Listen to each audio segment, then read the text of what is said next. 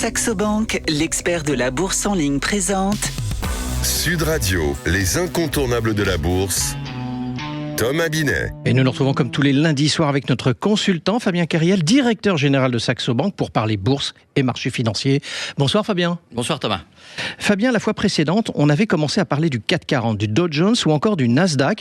Pour prolonger, Fabien, pouvez-vous commencer par nous expliquer simplement ce qu'est un indice boursier, justement ? Oui, bien sûr. Un indice boursier, c'est un indicateur qui représente la valeur d'un panier d'actions. Donc il faut bien comprendre que quand on parle indice boursier, ça représente des entreprises, ça représente des actions qui sont sous-jacentes. Après, ce qui est important de savoir, c'est comment on sélectionne ces actions qu'on met dans ce panier. Ça peut être des actions d'entreprises d'un même secteur économique, ou alors d'un même pays ou d'une région géographique, ou en fonction du type d'entreprise. On va avoir des indices de grande capitalisation boursière, de grandes entreprises ou de petites entreprises, ce qu'on appelle dans le jargon des small cap, des petites en anglais, capitalisation boursière. Si on prend le CAC 40, par exemple, on y retrouve donc les 40 plus grosses entreprises qui cotent à la Bourse de Paris. Donc, on a des boîtes comme L'Oréal, Carrefour, LVMH qui représentent vraiment les grosses entreprises françaises. Alors, j'avais commencé à le dire, on entend souvent parler donc du CAC 40, du Dow Jones ou du Nasdaq. Mais quelle est la différence entre tous ces indices ? Ce qu'on disait, ça dépend vraiment de comment on sélectionne les entreprises. Chaque indice est édité par une société. Donc en France, le CAC 40, par exemple, est édité par la société qui gère la Bourse de Paris, la société Euronext, qui a aussi d'autres places boursières en Europe, et c'est elle qui publie et qui gère ces indices. Mais on a d'autres sociétés à travers le monde qui éditent et qui gèrent. C'est eux qui ont la responsabilité de gérer ces indices. Et donc aux États-Unis, ce sont souvent des sociétés américaines qui vont gérer ces indices quand il s'agit d'un indice d'une place boursière. Mais pour les indices un peu plus statistiques qui vont représenter des secteurs économiques, il y a des sociétés qui sont spécialisées là-dedans, et comme par exemple MSCI, qui est une entreprise américaine, mais je crois qu'on aura l'occasion d'en parler un peu plus tout à l'heure. Et du côté de l'Asie, il y a quelque chose ou pas ? Alors, bien sûr, mais c'est vrai qu'on a tendance à parler de ce qu'on connaît le mieux, donc ce qui est près de chez nous. Donc on parle beaucoup du CAC 40, qui est le plus connu. Si on parle de l'Eurostock 50, qui sont les 50 plus grosses capitalisations boursières de l'Union européenne, déjà on s'éloigne un peu. Mais en Asie, bien sûr, on a le Nikkei 225 au Japon. Donc c'est les 225 plus grosses capitalisations boursières du Japon. Le Hang Seng à Hong Kong. Alors le nom est pas très connu, mais on y retrouve des entreprises comme HSBC, comme Xiaomi, Tencent, Alibaba, qui là sont des valeurs de la tech en Asie qu'on connaît et qui font partie de cet indice Hang Seng, qui est donc l'indice de la bourse de Hong Kong. Alors intéressons-nous un peu plus justement du côté de l'indice boursier. Comment on le construit concrètement, cet indice boursier ?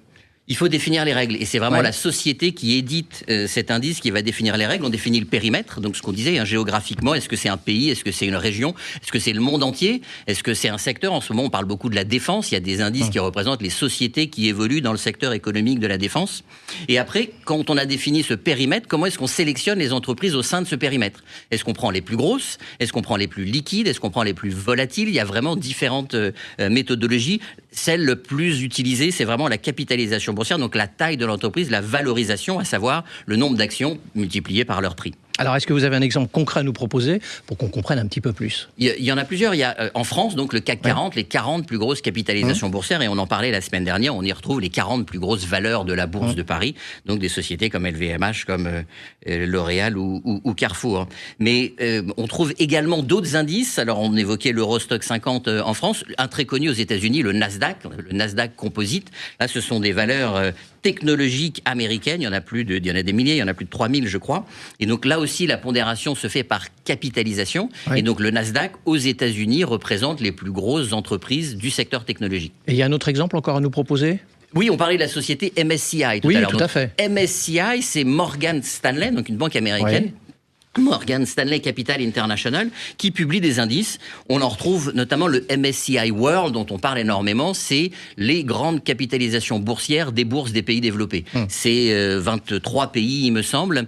Et il faut faire attention, les États-Unis sont très représentés puisque c'est un marché important et donc le secteur technologique est aussi très représenté dans cet indice. Donc un indice très large, mais qui est quand même très pondéré du côté des États-Unis. Et Fabien, pour terminer notre échange de ce lundi soir, en quoi ces indices sont utiles ? Ces indices, c'est un indicateur, donc c'est en un clin d'œil la possibilité de voir comment évolue un marché, ce que vaut un marché. Si c'est un secteur technologique, rapidement on voit si un secteur se porte bien ou moins bien, ou une zone géographique dans le monde, comment elle se porte. Merci à vous Fabien pour ces explications, et on vous retrouve lundi prochain pour un autre numéro d'Oser Investir, les incontournables de la bourse. Et pour ce qui me concerne, je vous donne rendez-vous dimanche matin à 9h25 dans la matinale week-end. Sud Radio, les incontournables de la bourse. Thomas Binet. avec Saxo Bank, l'expert de la bourse en ligne.